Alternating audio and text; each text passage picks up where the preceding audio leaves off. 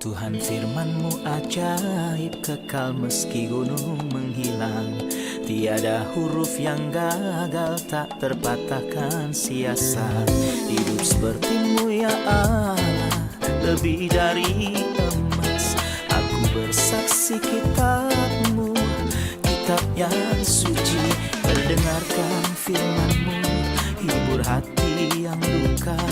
Terangilah langkahku kemanapun ku pergi. Biarkanlah firman-Mu berkuasa atasku. Ubahkanku, bebaskanku, ku mau menyenangkan-Mu. Tuhan firman-Mu ajaib, kekal meski dunia. Ubah dan bebaskan aku, mau menyenangkan-Mu. Salomo anak Daud, apakah ia waspada akan dosa-dosa para leluhurnya dan hidup benar? Atau apakah ia jatuh dalam dosa-dosa tertentu? Saatnya telah tiba bagi kerajaan kesatuan, kerajaan Allah, umat Israel, untuk terpecah menjadi dua kerajaan. Mengapa Allah membiarkan perpecahan di antara umatnya? Kepada Rehabeam, anak Salomo, telah diperhadapkan dua nasihat. Nasihat dari para tua-tua dan nasihat orang muda.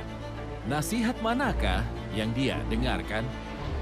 Yerobeam bin Nebat yang membuat Israel berdosa. Ia telah menempatkan dua patung lembu emas di Dan dan Betel. Sebab itu mulailah penyembahan berhala. Mengapa Allah mengizinkan hal ini? Ubah dan bebaskan aku, mau menyenangkan-Mu. Salam jumpa pemirsa terkasih, saya menyambut Anda sekalian dimanapun Anda berada. Dalam episode yang terbaru, program studi harian kita, Semua Kitab Suci.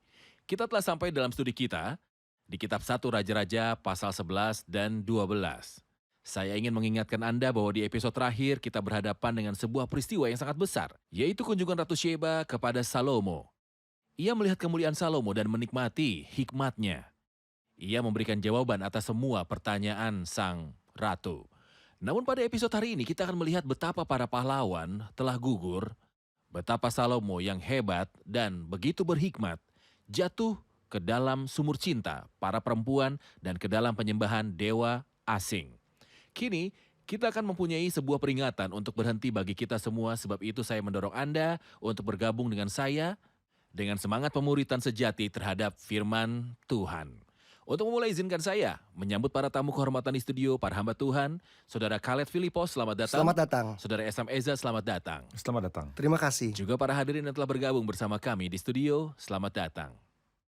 Saya ingin membaca ayat-ayat pertama dari pasal 11. Ia berkata, "Adapun Raja Salomo mencintai banyak perempuan asing.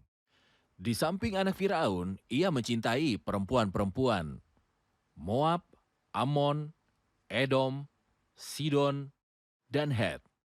Padahal tentang bangsa-bangsa itu Tuhan telah berfirman kepada orang Israel, janganlah kamu bergaul dengan mereka dan mereka pun janganlah bergaul dengan kamu. Sebab sesungguhnya mereka akan mencondongkan hatimu kepada Allah-Allah mereka. Hati Salomo telah terpaut kepada mereka dengan cinta.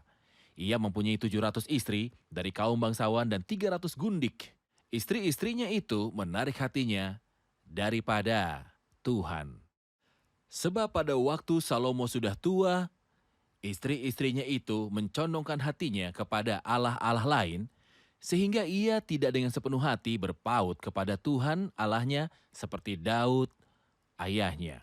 Dr. Esam, saya ingin mendengar komentar Anda tentang lubang yang ke dalamnya Salomo jatuh. Sejarah manusia itu memedihkan dan seperti telah kami katakan bahwa kitab Raja-Raja menyingkapkan sejarah umat manusia. Segala sesuatu dimulai dengan hebat dan kemudian jatuh sampai ke dasar. Jadi Salomo adalah seorang yang hebat dan salah satu dari raja-raja yang terbesar. Pemerintahannya adalah pemerintahan damai, kaya raya, dan makmur. Dan ia adalah manusia paling berhikmat di bumi. Ia adalah orang terkaya di bumi, namun hal ini tidak menghentikan dia. Hikmat besar yang diberikan kepadanya tidak menghalangi dia ketika hatinya berpaling. Kisah ini hanyalah sebuah kisah tentang hati dan sikapnya. Itu yang terjadi dengan Salomo di sini.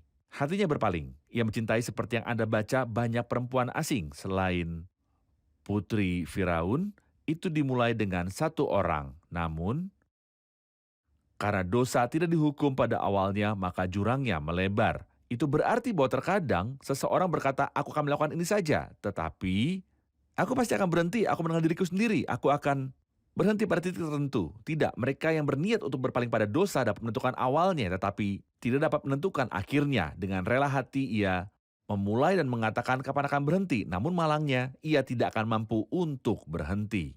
Karena dosa adalah sebuah ladang yang sangat licin dan menyakitkan. Ia sudah mempunyai seorang perempuan asing. Lalu ia mempunyai banyak lagi yang secara tegas telah Allah beritahukan kepada mereka dalam Ulangan pasal 7, janganlah engkau berurusan dengan orang-orang ini. Dan mengapa tidak boleh? Ketika kita baca dalam Ulangan 7, ia sedang bicara tentang mereka yang mengelilingi mereka pada umumnya. Ayat 3 dari Ulangan 7, Tuhan Allahmu telah menyerahkan mereka kepadamu, janganlah juga engkau mengawini dengan mereka. Anakmu perempuan janganlah kau berikan pada anak laki-laki mereka, ataupun anak perempuan mereka jangan kau ambil bagi anak-anakmu laki-laki. Sebab mereka akan membuat anakmu laki-laki menyimpang daripadaku. Sehingga mereka beribadah pada Allah lain, maka murka Tuhan akan bangkit terhadap kamu dan ia akan memunahkan engkau dengan segera. Saya pikir perintah itu jelas dan banyak perintah dalam perjanjian lama telah memperingatkan Salomo untuk tidak melakukan hal ini. Tetapi Salomo tidak menghiraukan peringatan itu. Apakah hasilnya? Istri-istrinya membuat hatinya berpaling. Sebab pada waktu Salomo sudah tua, istri-istrinya itu mencondongkan hatinya kepada Allah lain. Karena Alkitab memberitahu kita bahwa sumber masalah dalam hidup manusia adalah hati. Mencondongkan hatinya. Ya, istri-istrinya memalingkan hatinya kembali pada Allah lain. Dan ia tidak dengan sepenuh hati berpaut kepada Tuhan Allahnya. Seperti Daud ayahnya, ayat 5. Demikianlah Salomo mengikuti dewi-dewi yang menjadi